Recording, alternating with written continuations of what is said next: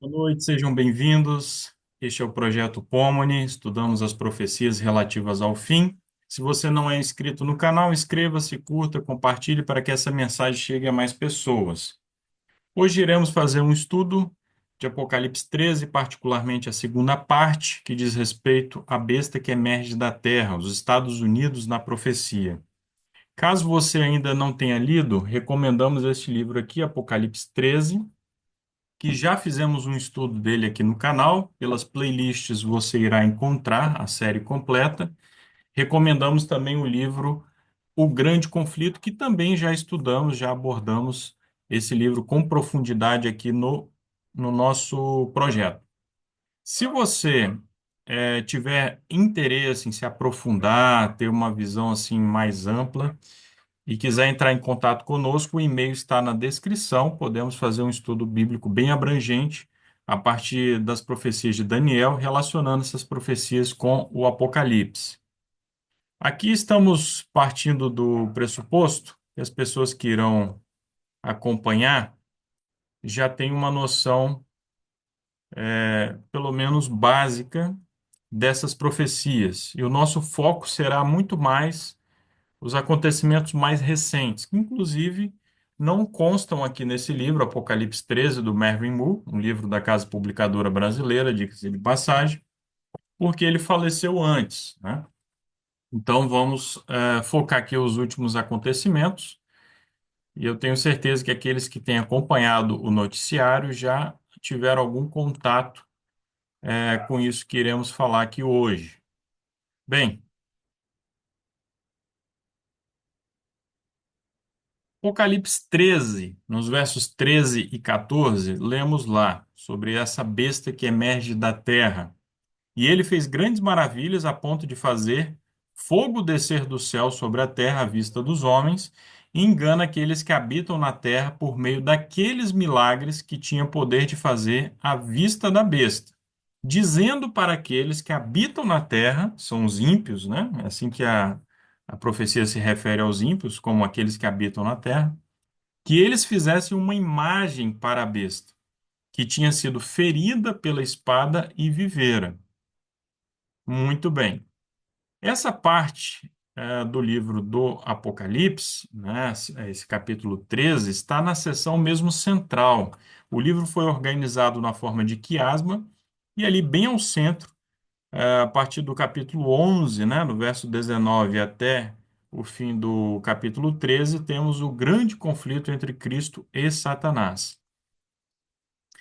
E percebemos semelhanças entre a besta que emerge do mar e a besta que emerge da terra. Em primeiro lugar, são poderes globais, têm uma atuação em todo o planeta, promovem a falsa adoração e a perseguição religiosa, são poderes do tempo do fim, né? Estamos falando aí, no caso da primeira besta, da cabeça que é ferida de morte e depois revive, né?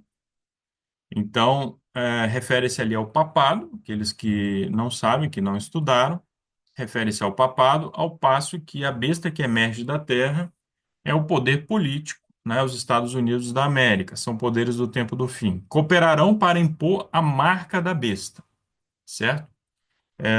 Sabemos perfeitamente que quando existe essa união entre o poder civil e o poder religioso, sempre o poder religioso domina o poder civil e o poder civil faz aquilo que lemos no slide anterior, ou seja, ele impõe uma falsa adoração, né? Ele está a serviço, então, de um poder apóstata, um poder cristão apóstata, para impor, então, essa falsa adoração que tem como seu símbolo máximo o domingo, né? A marca da besta. Bem, quando falamos dos Estados Unidos, é importante lembrar que quando essa nação surgiu, ela surgiu com um elevado propósito. Por quê? Foi formado por indivíduos, né? Não foi um projeto de Estado, foi um projeto de indivíduos que fugiam de perseguição religiosa na Europa, eram cristãos protestantes de linha puritana, ou seja, seguiam, as ideias do João Calvino, eram, portanto, calvinistas. E quando estavam atravessando o oceano, né, rumo a América do Norte, diga-se de passagem, o mesmo trajeto que o Titanic não completou, né? E no século 17 ali os pais peregrinos completaram, né? Essa viagem. Então, ainda dentro do navio, Mayflower, eles firmaram um pacto. Então, surgia ali a ideia de um governo consentido, né, entre pessoas com elevado padrão moral, né, 120 peregrinos que ali fundaram Massachusetts em 1620, né, motivados pelo desejo de liberdade de consciência. E o fundamento, então, da nação foi lançado com a bênção de Deus. Isso está no livro Grande Conflito, página 292, certo? Bem, o local não era propriamente desabitado, haviam ali povos originários, né, povos indígenas habitando ali, que foram combatidos, foram em grande medida exterminados, e ali surgiram 13 colônias na costa leste, que vocês estão vendo aqui nesse mapa da direita. Logo na fundação, ali, logo nos primeiros tempos dessa colonização, uma figura se destacou, foi o Roger Williams, né, um ardoroso defensor da separação entre igreja e Estado, porque esse não era propriamente um ideal dos pais peregrinos. Percebam bem, guardem essa informação, né? A colonização puritana majoritariamente era intolerante, perseguia por razões religiosas. Inclusive, existiam leis dominicais na colonização. As pessoas eram forçadas a darem o dízimo e existiam outras punições dessa natureza. Vários grupos religiosos minoritários foram perseguidos. É o caso dos Quakers, né? O caso dos batistas, ali com Roger Williams, né, por defender essa separação entre igreja e Estado, e ainda no século XVII, né, ali em fins do século XVII, pessoas que foram acusadas de bruxaria em Salem, né, a capital de Massachusetts, foram perseguidas, 6 homens, 13 mulheres foram condenados à morte, ah, uma perseguição ali implacável que veio abalar é, a fé de muitas pessoas, né? Os puritanos saíram ali um tanto quanto desmoralizados perante a opinião pública, por assim dizer, porque ficou claro que poderiam ser tão intolerantes quanto o papado, certo? Bem, então chegamos ao século XVIII, aqueles que se lembram das aulas de história, né? Sabem perfeitamente que começou na Inglaterra e depois ganhou força na França, o movimento intelectual burguês que defendia a razão, defendia a tolerância, o convívio entre as pessoas, liberdades, amplas liberdades individuais, né? Então temos nomes aí como John Locke, Montesquieu, né? O Newton, Marquês de Pombal em Portugal, Rousseau, Adam Smith e o Voltaire, né? Como alguns dos principais expoentes aí desse movimento. E essas ideias chegaram à América, né? Chegaram aqui no Brasil, inspiraram, por exemplo, em Confidência Mineira, Conjuração Baiana, né? E nas 13 colônias, essas ideias ganharam força, certo? Bem, ainda no século XVIII, o mesmo período aí do Iluminismo, um outro movimento ganhou força que foi o movimento de revivalismo religioso, né? O Jonathan Edwards, o George Whitefield, né? Passaram a pregar ali o arrependimento, uma vida de maior santidade, e esse movimento se espalhou pela costa leste. Então, paralelamente ali a pessoas muito religiosas, estavam ali os iluministas, né? Pessoas que não eram propriamente religiosas, mas que toleravam, respeitavam a religião. E isso tudo no momento em que os Estados Unidos estavam surgindo propriamente enquanto nação independente, né? Depois, no século XIX, ocorreram outros reavivamentos, né? Inclusive ali coincidindo com a época do millerismo, enfim, certo? Então, a nação vai surgir dessa forma, né? E a Revolução Americana foi exatamente um evento inédito na história do mundo, porque os americanos lutavam não só para se libertar, mas também para trazer liberdade a todo mundo. Liberdade civil, liberdade religiosa constam na Constituição dos Estados Unidos, que, diga-se de passagem, é a mesma Constituição até hoje, né? Teve algumas emendas, mas é a mesma Constituição até hoje, ao contrário do Brasil, né, que já teve várias constituições. E por isso os dois chifres ali da besta, né, representando liberdade civil e liberdade religiosa, republicanismo e o princípio da liberdade religiosa, certo? Bem, a separação entre a igreja e o Estado, então, foi estabelecida na Constituição. Nesse momento, os puritanos estavam em baixa, certo? E os maçons, né, influenciados ali pelo iluminismo, estavam em alta. Então foram eles que moldaram, por assim dizer, os Estados Unidos enquanto uma nação independente. Ainda bem, porque eles estabeleceram na Constituição separação entre igreja e Estado, que significa que a religião e o governo devem operar em esferas separadas, a igreja não pode controlar o governo, e as leis do Estado estarão baseadas em princípios morais laicos, certo? As leis civis não podem se basear na Bíblia, por exemplo, não podem se basear numa religião especificamente, mas em princípios morais laicos. Aqui nós temos o grande selo dos Estados Unidos, e aqui abaixo, né, que é o reverso do selo, nós temos ali o olho que tudo vê, a pirâmide, os seus 33 degraus, representando ali a hierarquia maçônica. Isso porque a nação foi fundada por maçons, todos eles, né? O George Washington, Benjamin Franklin, John Adams, todos eles eram maçons e, embora, repito, não fossem religiosos, respeitavam profundamente a religião, certo? A Constituição dos Estados Unidos foi elaborada baseando-se na ideia de que é uma nação com princípios morais bem consolidados.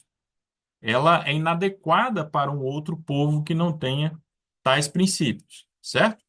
Então, assim surge a nação. E sempre lembrando, né, nós temos aqui um estudo no canal, quem não assistiu, vale a pena assistir, né, sobre as sociedades secretas. É um poder de baixo e assim então surge a nação americana, né? Satanás opera por meio dessas sociedades secretas. Essa foto aqui eu apresentei naquele estudo, né? Nós temos aqui o Ronald Reagan e o Nixon, é, lá no Bohemian Grove, né, numa das reuniões, né, dessa sociedade secreta. O George Bush e o John Kerry, né, que fazem parte de uma outra sociedade secreta. Então, a influência deles é muito grande, é, na política americana. Isso não pode ser esquecido, certo? Aqui no livro O Último Império, publicado pela Casa Publicadora Brasileira, né, o autor Vanderlei Dornelles, a religião civil garante que o Estado e seus representantes, em última instância, respondam diretamente a Deus. Assegura ainda que o projeto e o sonho norte-americano de um novo mundo, firmado no dogma da liberdade, seja a meta final desse Estado republicano. Então, algumas ideias se tornaram paradigmáticas, assim, da República Americana, como a liberdade, né, a separação entre o Estado e a Igreja, certo? E assim por diante. Muito bem, lembrando que os Estados Unidos surgem aqui nessa cronologia profética justamente no início ali do tempo do fim, né? O tempo do fim começa ali em 1798, quando o papado recebe uma ferida de morte, né? O general Berthier aprisiona o Papa Pio VI. E ali começa oficialmente o tempo do fim. Em 1833 temos a queda das estrelas, né, outros acontecimentos que marcam então esse período. Então, os Estados Unidos são realmente uma potência do tempo do fim, ok? No século XIX, essa nação vai se expandir, vai se industrializar. Nessa época, ainda precisava, no entanto, combater tribos indígenas que estavam se levantando, né, contra os brancos, que haviam invadido suas terras para todos os efeitos. Quem já assistiu aquele filme Dança com Lobos, né, nota ali esse impacto, né, da colonização americana avançando sobre as terras dos indígenas, e todo um gênero cinematográfico, faroeste, né, explora essa luta, muitas vezes, entre os europeus, né, que estavam ali formando os Estados Unidos, e os peles vermelhas, os mexicanos também, enfim, que são expulsos de suas terras. Bem, o que acontece?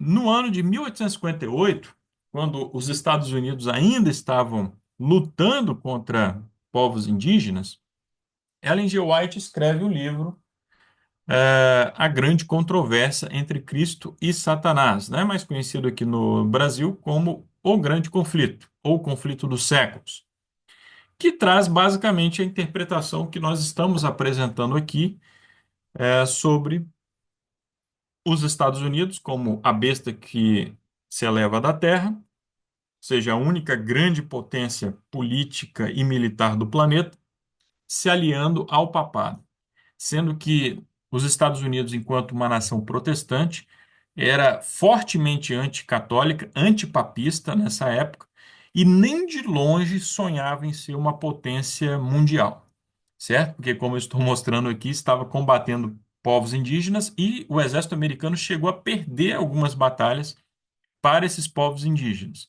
Nessa época, a grande potência mundial, o império onde o sol nunca se punha, era o Império Britânico, né? Temos aí a Era Vitoriana, né, na segunda metade do século XIX até o iniciozinho ali do século XX.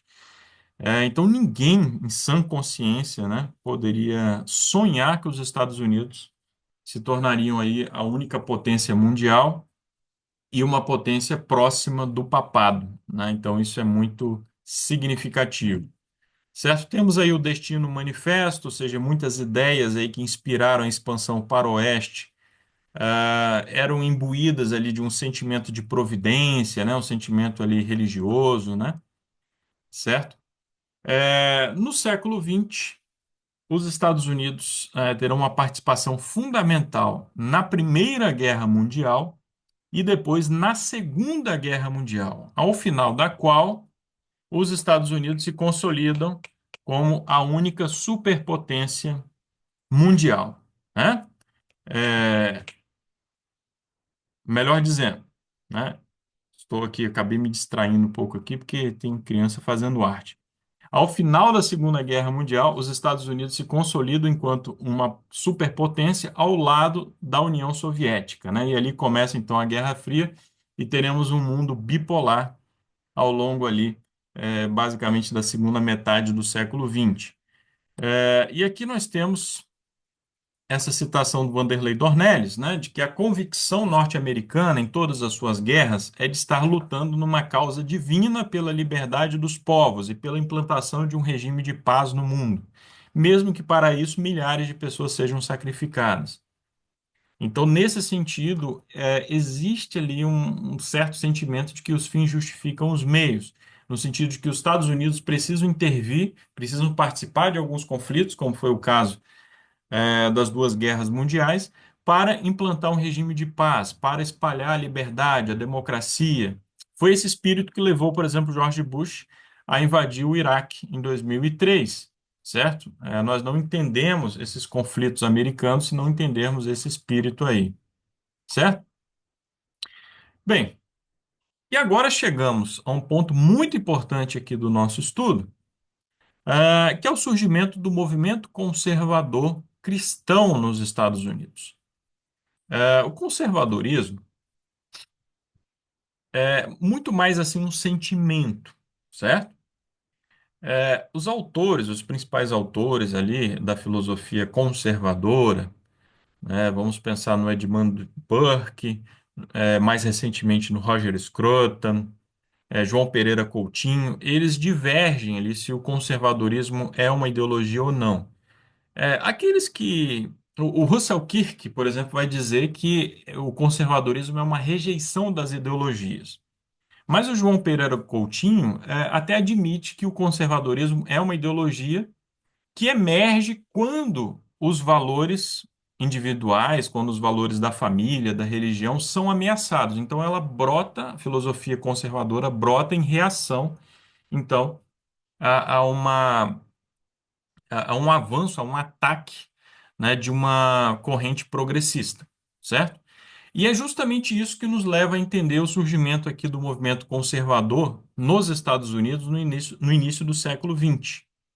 Por quê? No início do século XX, surge ali o movimento fundamentalista na teologia cristã, certo? Não pense que fundamentalismo, assim como terroristas, não é nesse sentido.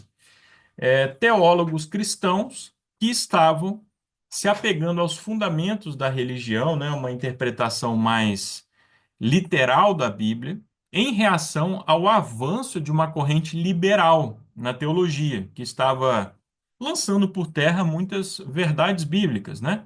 Teólogos que não acreditavam mais na ressurreição de Jesus ou no nascimento virginal de Jesus e daí por diante. Então, assim ganha força o movimento fundamentalista. E os fundamentalistas se colocaram contra também o ensino do darwinismo nas escolas, o ensino da evolução, né, que nessas primeiras décadas estava ali confrontando os cristãos, né? A história da educação nos Estados Unidos é muito interessante porque também foi um movimento de famílias, uma iniciativa muito mais ali individual, local, certo? E os protestantes incentivavam tanto a educação porque acreditavam que, como acreditam, né, que o indivíduo precisa ler a Bíblia, precisa estudar a Bíblia por si só. E aí o que acontece? Quando percebem que as escolas que foram criadas com o objetivo nobre de preparar as pessoas para entenderem a Bíblia, de ampliar os horizontes intelectuais, né, do indivíduo para que ele absorvesse as verdades bíblicas, quando perceberam que a educação estava sendo instrumentalizada pelos darwinistas, para jogarem por terra a verdade da criação na Bíblia, então eles se assustaram. E aí promulgaram leis proibindo o ensino do darwinismo nas escolas. Teve um professor que se opôs, né, e ousou ensinar o darwinismo nas escolas, foi o Scopes, né, e ele foi julgado, né, foi condenado, mas os fundamentalistas, os criacionistas fundamentalistas, enfim, foram expostos ao ridículo desse julgamento. Então foi um abalo ali muito grande no protestantismo, que vai passar as próximas décadas aí um tanto quanto desacreditado, certo? Bem, ao final da Segunda Guerra Mundial, então quando temos ali o início da Guerra Fria, né? É um período de avanço ali das agendas globalistas, né? Principalmente ali instrumentalizada por indivíduos da elite, né? Que integravam sociedades secretas, como o Clube Bilderberg, ali controlando a ONU recém-criada, e também a agenda comunista, né? Os comunistas agiam nos Estados Unidos principalmente buscando se infiltrar. E existe um livro, né, chamado The Naked Communist, traduzido no Brasil como Comunista Exposto, que apresenta ali 45 metas da infiltração comunista, isso lá nos anos 50, né, para minar as bases morais, né, a base moral da moral judaico-cristã nos Estados Unidos, basicamente. Isso daqui daria por si só uma palestra, né? Então essa foi a época da presidência do Eisenhower, né, o primeiro conservador, a primeira grande conquista dos conservadores nos Estados Unidos. Nessa época, quase 70% da população era de cristãos praticantes, certo? Então, as pessoas estavam assustadas, porque estão vendo coisas assustadoras avançando no país, né? O darwinismo, a agenda globalista, a agenda comunista, né? Valores que eram e são contrários aos princípios da moral judaico-cristã, as liberdades individuais, a religião, a família tradicional, tal qual nós a conhecemos, a religião como inspirada, né, como revelada e daí por diante. A propriedade. Bem, então surge uma grande figura aí no movimento conservador, que é o Barry Goldwater. Goldwater, conhecido como senhor conservador, esse senhorzinho aí da foto, né? Bem ali é, tradicional, né? Encarnando ali os valores do self-made man, o homem que se faz a si próprio, o homem ali rústico do meio oeste, né? Então ele surge ali como um grande líder americano, líder do movimento conservador americano. E ele acaba sendo derrotado nas eleições presidenciais de 1964, né? Ele, como candidato do Partido Republicano, candidato do Partido Republicano, ele é derrotado para os democratas, mas as ideias dele, os valores que ele incorporava, né, ganharam força nos Estados Unidos. E aí os cristãos os cristãos protestantes se sentem entusiasmados a seguirem aí avante na militância política, né? E entendiam que era o único meio de impedir o avanço progressista, na nação americana. Muito bem, em janeiro de 79, esse lobby conservador ganha força e se consolida numa organização chamada Maioria Moral, liderada pelo pastor Jerry Falwell, que aparece aí nessa foto, né? Foi a mais destacada organização da nova direita religiosa americana, sendo então fundamental para a vitória do Ronald Reagan. É interessante que eles ficaram com os dados dos eleitores, né? Vocês sabem que as eleições lá nos Estados Unidos são diferentes das eleições no Brasil. O voto é voluntário, né? O voto é facultativo, melhor dizendo, as pessoas não são obrigadas a irem votar.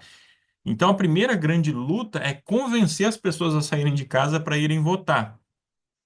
Então ficaram com o banco de dados lá da época do Barry, né? E ficaram fazendo contatos com as pessoas, né, para que fossem votar lá nas eleições de 1980. Então Ronald Reagan teve uma vitória esmagadora, candidato do Partido Republicano e Conservador, certo? Em 89, essa organização foi substituída pela Coalizão Cristã, certo? Bem, o Ronald Reagan, meus caros, os que são aí um pouco mais velhos vão se lembrar da presidência dele. Ele foi um líder bem carismático, né? Uniu bem os conservadores, se propôs a liquidar a União Soviética, então lançou aí um programa que não chegou a ser implementado, mas ele por si só, pelo seu valor, né, o seu orçamento, enfim, forçou a União Soviética, numa época que ela estava em crise, a aumentar os seus gastos militares, e isso acabou enfraquecendo bastante a União Soviética e ela veio a ser liquidada, também com a influência do João Paulo II, né? Um papa carismático, jovem, né, para os padrões assim dos papas católicos, polonês, então ele ajudou ali a insuflar o movimento Solidariedade na Polônia, insuflar as pessoas ali no leste europeu contra o comunismo, certo? E, portanto, então, temos aí uma aliança sólida, né? Pela primeira vez na história americana, um presidente, né, estabelecendo relações com o Vaticano, se aliando ao Papa contra o comunismo. E aí o comunismo desmorona no leste europeu, na União Soviética, a União Soviética se desintegra. Tudo de uma forma muito surpreendente. Então, aquelas pessoas que duvidavam fortemente até então da interpretação adventista, porque falavam, olha, não faz nenhum sentido, né? Falar que os Estados Unidos vão se aliar ao papado, porque nós temos aí a União Soviética, um poder ateu, em alguns casos até ultrapassando os Estados Unidos, né? A União Soviética mandou o primeiro homem ao espaço, por exemplo, Yuri Gagarin. E durante a Guerra Fria o papado não tinha expressão geopolítica, mas de repente, então, o comunismo desmorona, temos os Estados Unidos como uma única superpotência mundial e aliado do papado, né? Cumprindo ali a profecia à sua risca, à exatidão. Ok? Bem, depois do Reagan, nós temos o George Bush, o pai, que foi derrotado para o Bill Clinton, né? O Bill Clinton assume a presidência em 1993, foi reeleito, ele do Partido Democrata, bem progressista, a favor ali da agenda do aborto, do movimento gay, né, hoje conhecido como LGBTQIA+. E os conservadores viram isso ali até como um ganho. Por quê?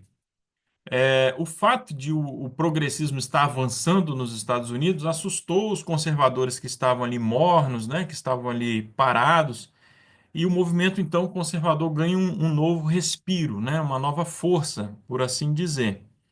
E quando chega ali nas eleições intermediárias, em novembro de 1994, os democratas são fragorosamente derrotados, tanto na Câmara dos Representantes, como se fosse a nossa Câmara dos Deputados, quanto também no Senado dos Estados Unidos.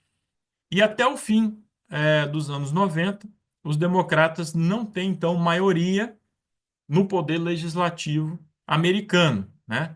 acontece aquele fenômeno de o presidente ali meio como um pato manco, como eles chamam lá. O Bill Clinton quase sofre o impeachment, né?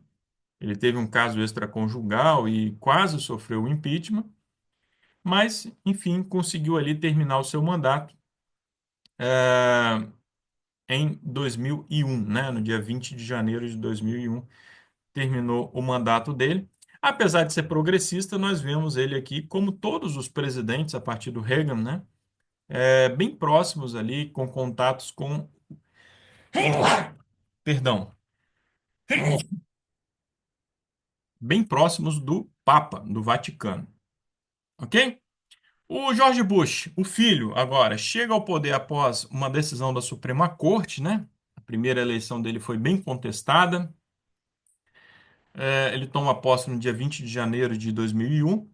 No dia 11 de setembro, ocorrem os atentados às Torres Gêmeas. Ele declara guerra ao terror e, em 2002, anuncia a Estratégia de Defesa, que é a primeira declaração oficial de império propriamente dita por parte dos Estados Unidos. E a maior contribuição do George Bush filho para a causa da direita cristã, para os conservadores, foi justamente as nomeações dos católicos John Roberts e Samuel Alito para a Suprema Corte dos Estados Unidos, o equivalente do nosso Supremo Tribunal Federal. E vocês entenderam, né? Espero que todos saibam a grande importância disso, da indicação de juízes para a Suprema Corte. Lembrando que lá nos Estados Unidos são 11 juízes, né, da Suprema Corte, e o cargo é vitalício, eles podem ficar até a morte no cargo. Bem, são juízes da Suprema Corte que, em última instância, interpretam a Constituição do país. Então, nós falamos, no início aqui da nossa apresentação, que a Constituição americana estabelece a separação entre a igreja e o Estado. Porém, isso é interpretado pela Suprema Corte, né? Como que se dá na prática a separação entre igreja e Estado? Vamos pensar em questões práticas hoje.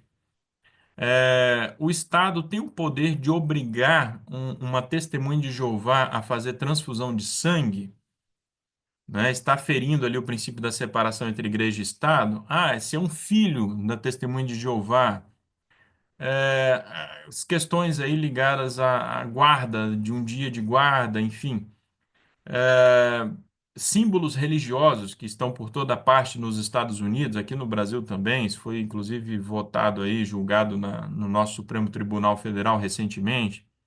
Questões assim bem delicadas, bem complexas, são interpretadas por esses 9 juízes, certo? Então, em última instância, são os indivíduos mais poderosos da nação, né? Porque o poder legislativo cria as leis, o poder executivo governa com base nessas leis, executa as leis, e o judiciário, em particular a Suprema Corte, interpreta a Constituição e estabelece os limites na prática dos demais poderes. Se a Suprema Corte disser que uma lei é inconstitucional, né, barrar ali o avanço dessa lei, ela não entra em prática, ela não entra em vigor, não é promulgada. Pode estabelecer limites ali à atuação do presidente, enfim. Então, precisamos ter em mente a extrema importância da Suprema Corte, certo? Bem, o sucessor do George Bush, o George Bush, no segundo mandato dele, ele se tornou bastante impopular, né? Porque ele ordenou a invasão do Iraque com a justificativa de que o Iraque teria ali armas químicas, armas de destruição em massa, e essas armas nunca foram encontradas. Então ele ficou um tanto quanto desmoralizado. Os Estados Unidos gastaram muito dinheiro, tanto na invasão do Afeganistão quanto do Iraque.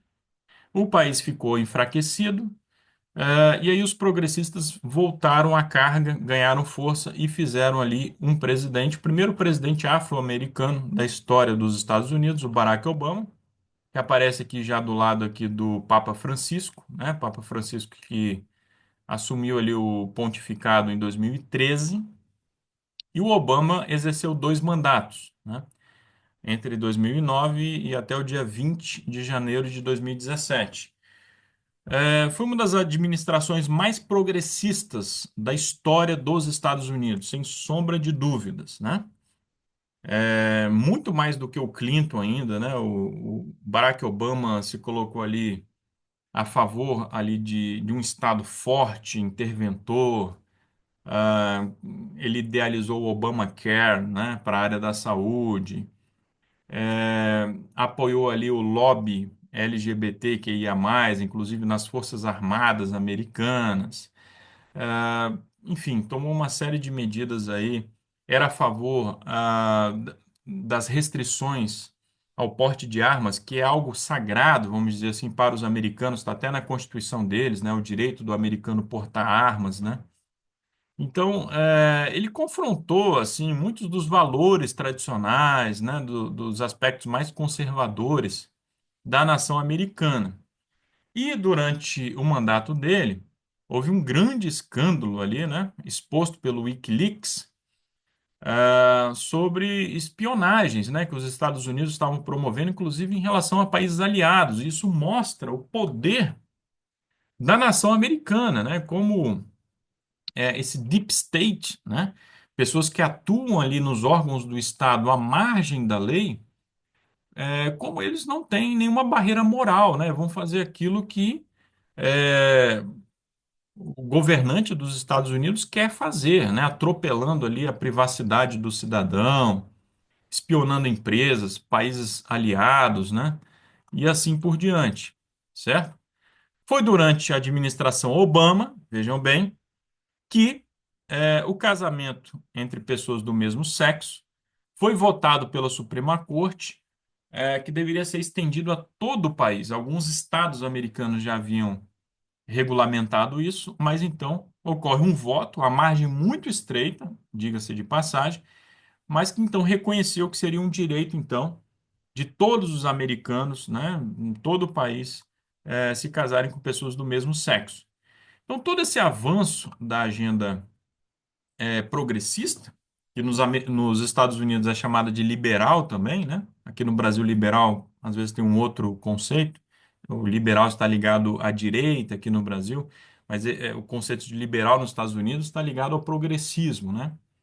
É, a regulamentação do aborto, que vem dos anos 70, casamento gay e tantas outras agendas aí progressistas, né? Proibição da oração nas escolas, tudo isso então assusta bastante os conservadores americanos e acaba então, portanto, por favorecer o fortalecimento do movimento conservador, né? Os conservadores se articulam politicamente porque entendem que é a única forma de se salvarem dessa maré progressista. Bem, vamos a uma segunda parte desse nosso estudo, que vai ser mais breve, certo? Em poucos minutos, a gente então termina então essa breve exposição sobre os Estados Unidos como o poder que emerge da Terra. Peço que vocês continuem conosco.